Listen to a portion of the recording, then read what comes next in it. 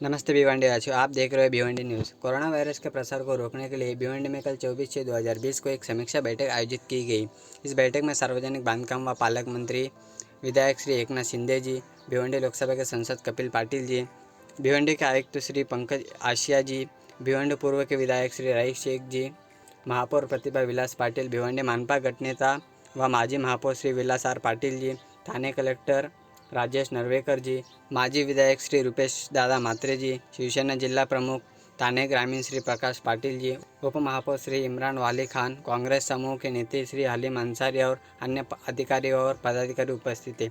इस समीक्षा बैठक में भविष्य में कोरोना वायरस के संक्रमण में वृद्धि न हो, कोरोना संक्रमण को रोकने के लिए सार्वजनिक अनुशासन बनाया जाना चाहिए, ऐसा पालक मंत्री ने प्रशासन के अधिक सतर्क रहने का निर्देश दिया है। और इसके साथ ही कोविड और नॉन कोविड दोनों रोगियों के साथ उचित और समय पर उपचार प्राप्त करना महत्वपूर्ण है।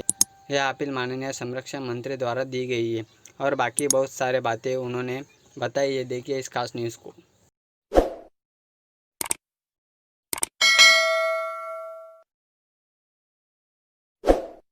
भिवंडी कॉरपोरेशन में यहाँ पर कोविड के जो नंबर्स है उसमें जो बढ़ोतरी हो रही है, उसके लिए जो जिसकी आवश्यकता है कोविड केयर सेंटर, उसके बाद डेडिकेटेड कोविड केयर सेंटर, उसमें ऑक्सीजन के बेड होंगे, जहाँ नॉन ऑक्सीजन के बेड होंगे, कहीं पर आईसीयू की आवश्यकता है, एम्बुलेंस बढ़ाने की आवश्यकता है।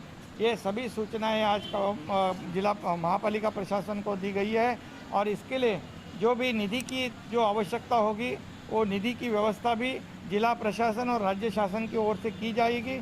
कहीं भी पैसे की कोई कमी नहीं होगी, लेकिन हमारा प्राधान्य होगा कि लोगों की जान बचाई जाए, डिस्चार्ज का रेट बढ़ाया जाए और डेथ रेट कम करने की आवश्यकता है, उसके ऊपर फोकस करने की सूचना दी हुई है। आम बीमारियों से ज़्यादा भिवंडी का परेशान है, जिसके चलते भिवंडी शहर के स्थानिक लोगों ने मोहल्ला क्लिनिक चालू किया, उसके ऊपर कुछ बोलेंगे? मोहल्ला क्लिनिक जो है, जहाँ एरिया में कोई हॉल है उसमें भी अगर कोई आगे आते हैं डॉक्टर लोग, प्राइवेट डॉक्टर, तो उनको भी जो वहाँ जो आवश्यकता है, जो ऑक्सीजन की आवश्यकता है, वहाँ बेड की आवश्यकता है, वहाँ डॉक्टर की आवश्यकता है, वो भी देने की सूचना दी हुई है।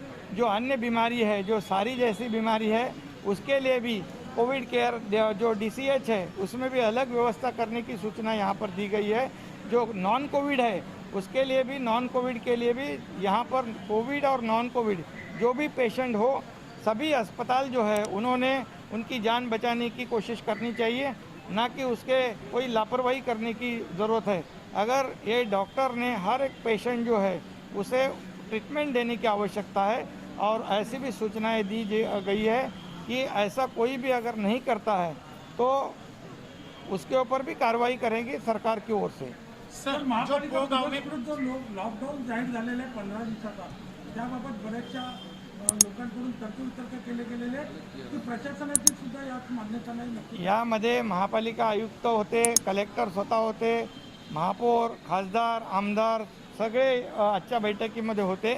यामध्ये लोकप्रतिनिधी आणि प्रशासन मिळून ज्या ज्या ठिकाणी लॉकडाऊन करण्याची आवश्यकता आहे, ज्या ठिकाणी काही नंबर्स वाढत आहेत, ज्या ठिकाणी संख्या वाढते, त्या ठिकाणी मी पोलीस आयुक्तांशी देखील बोललेलो आहे की आवश्यकतेनुसार, लोकांच्या मागणीनुसार आणि गरजेनुसार ज्या ठिकाणी लॉकडाऊन कडक करायचा आहे त्या ठिकाणी लॉकडाउन कड़क देखिल किया जाएगा। सर, पोगांव को लेकर चल रहा है, DCC बनाने की तैयारी चल रही है वहाँ पर, उस बारे में कहिए, क्योंकि सर जो एक प्राइवेट स्ट्रक्चर है और जो स्थानिकों से हमने बात की है कि पोगांव का जो स्ट्रक्चर है वो बारिश में ऊपर से नीचे तक का सर लीकेज है उसके अंदर, यानी कि प्राइवेट प्रॉपर्टी के ऊपर महानगर पालिका पैसा खर्चा करेगी। देखिए, यहाँ पर प्राइवेट प्रॉपर्टी, गवर्नमेंट प्रॉपर्टी, ये ऐसा कोई भेदभाव करने की आवश्यकता नहीं।